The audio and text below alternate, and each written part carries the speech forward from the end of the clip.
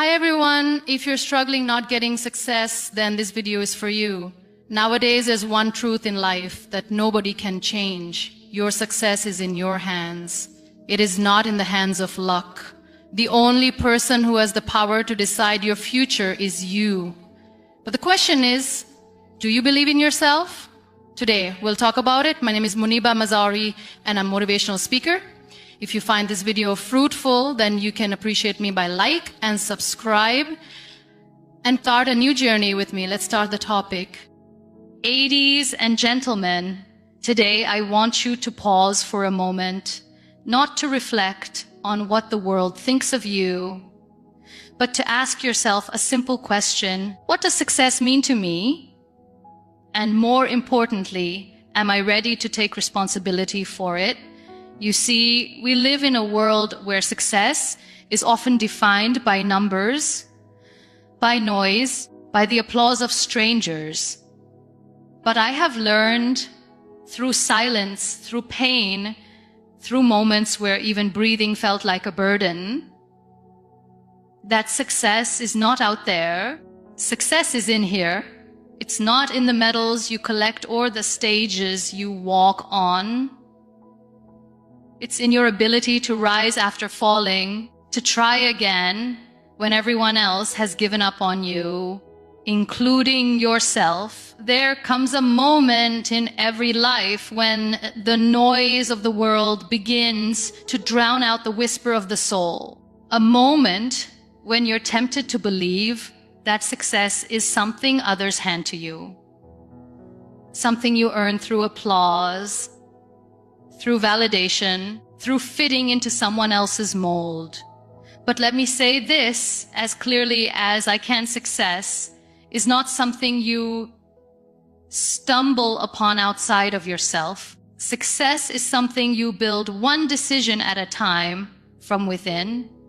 The truth is, the world will try to convince you that success belongs to a certain kind of person, those born into privilege, those with perfect circumstances, those who seem to glide through life with effortless charm. But that is a lie. The greatest kind of success doesn't come wrapped in perfection. It rises from people who have faced defeat and still chosen to believe in themselves. It comes from the quiet decision to show up for your life even when the world stops showing up for you. I know what it means to feel broken, to lie in a hospital bed, unable to move, questioning whether your life still has meaning. But that was the moment I truly began to understand success. Because when everything I thought made me valuable was stripped away, what remained was my heart, my will, my soul. And that, I realized, is where true success lies. It does not come from what you have. It comes from who you choose to become in the face of pain. We're often taught to look outside, to chase degrees, money, followers, praise, as if success is waiting in someone else's hands. But the greatest tragedy is not failing to reach those things. The greatest tragedy is living your entire life without ever discovering your own power. Because the real success story is not written when you finally make it. It begins the day you stop running from yourself and start trusting that you were enough all along. There is a fire inside you that the world did not give you. And because the world did not give it, the world cannot take it away. That fire, that passion, that voice, that silent strength, that is your greatest asset. That is the source of every dream you've dared to imagine, every battle you've silently fought, and every tear you've cried alone at night hoping for a reason to keep going. And here's your reason: you still have breath, which means you still have purpose. You do not need a perfect body, a flawless record, or an easy path. You need courage. You need honesty. And most of all, you need a commitment to never betray yourself again. Because when you finally stop begging the world to see your worth, you start discovering what you're truly capable of. The world may not give you permission. That's okay. Give it to yourself. Every time you rise after falling, every time you believe in yourself when no one else does, you are declaring something powerful to the universe. I will not be defined by what happened to me. I will be defined by what I choose to become.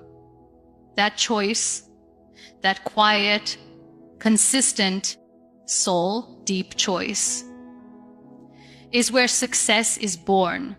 It begins not when the world celebrates you, but when you celebrate the fact that you're still here, still breathing, still willing to fight for your life. If you're waiting for a sign, this is it. You don't have to wait to be chosen. You are already chosen. Chosen by the pain that shaped you, by the journey that tested you, and by the fire that still burns inside you. That fire is your success, and it has been inside you all along. There is something profoundly liberating about realizing that your current situation is not your final destination. And yet, many people live imprisoned by the belief that where they are now is all they will ever be. They look at their wounds, their brokenness, their limitations, and they assume those things are the sum of who they are. But I want to tell you from a place of deep truth and personal experience that your circumstances do not define you. They never have. They never will. There was a time when I believed my life had come to a complete halt. One moment I was chasing dreams, and the next I was lying on a hospital bed, told I would never walk again. In the silence of that room, surrounded by pain and uncertainty, the temptation was strong to believe that my story had ended, that this was now my identity. Someone broken, someone limited, someone forgotten. But something powerful happened when I stopped asking, why me? And started asking, what now? Because that is where transformation begins, not in denial of your pain, but in the acceptance that even within your pain, there is still purpose.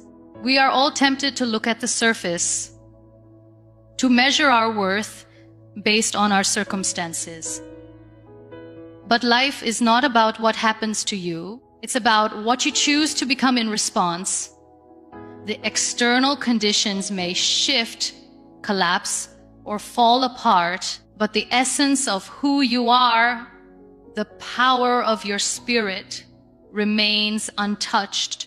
You are not your job title. You are not your bank account. You are not the relationship that didn't work out. And you are certainly not the limitations others try to place on you. You are so much more than the chapter you are currently living. I often say that your soul is not defined by what you lose, but by what you find in the darkest hours. And it is in those hours, when you are unseen, unheard, and uncertain, that the greatest version of you is quietly being born. Because strength doesn't always roar. Sometimes it's the quiet voice that says, I will not let this break me.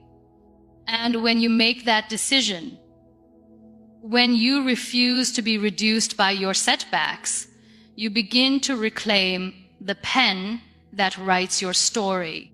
The world may see your scars and call them flaws. Let them. Because your scars are not signs of weakness. They are evidence that you endured, that you faced the fire and emerged, not untouched, but unbroken. Real power is not found in avoiding the storm. It is found in standing firm in the rain, soaked to the bone, yet still daring to hope. Some people will define you by the worst thing that ever happened to you. They will look at your past